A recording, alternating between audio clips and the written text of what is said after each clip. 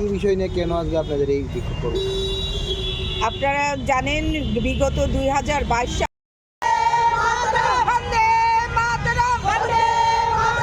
জাতীয় কংগ্রেস জিন্দাবাদ, জাতীয় Congress justice, we want justice, we want justice, justice for Ankita Bhandari, justice for Ankita Bhandari, justice for Ankita Bhandari, justice for Ankita Bhandari, Ankita Bhandari, we want justice, we want justice, we want justice, we want justice.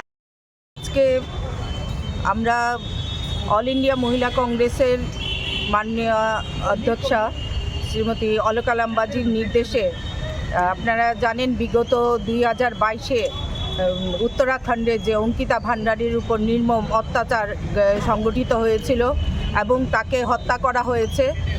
সেই সুবাদে আমরা সারা দেশের সঙ্গে আমরা সেই অঙ্কিতা ভান্ডারীর ন্যায়ের বিচার চেয়ে আমরা তাদের পাশে আছি এবং আপনারা জানেন ইতিমধ্যে অঙ্কিতা ভান্ডারীর হত্যাকাণ্ডে সবসময়ই উঠে এসছে তদন্ত সাপেক্ষে যে একজন ভিআইপি জড়িত ছিলেন, যেই রিসোর্টে অঙ্কিতা ভান্ডারী কাজ করছিলেন রিসেপশনিস্টের, সেখানে তাকে জোরপূর্বক ওই ভিআইপিকে খুশি করার জন্য এবং তাকে সার্ভিস দেওয়ার জন্য বলা হয়েছিল।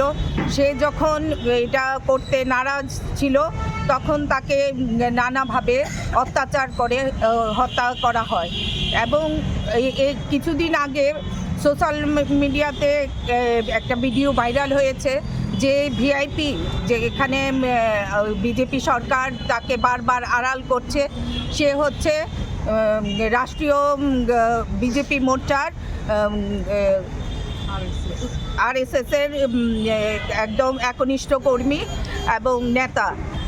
সেই কারণে তাকে বারবার এই অঙ্কিতা ভান্ডারী হত্যাকাণ্ড থেকে আড়াল করছে। আমরা চাই অঙ্কিতা ভান্ডারীর ন্যায়ের বিচার এবং এই সঙ্গে ত্রিপুরা প্রদেশ মহিলা কংগ্রেসও অঙ্কিতা ভান্ডারীর ন্যায় বিচারের জন্য তাদের পাশে আছে এবং সেই অঙ্কিতা ভান্ডারী আজকে আমাদের মধ্যে নেই, কিন্তু ওনার পরিবার রয়েছেন। ওনার পরিবারের সাথে আমরা মহিলা কংগ্রেস আন্দোলনে সামিল হব এবং তার পাশে সবসময় উপস্থিত থাকব এই হত্যাকাণ্ডের ন্যায় বিচারের জন্য।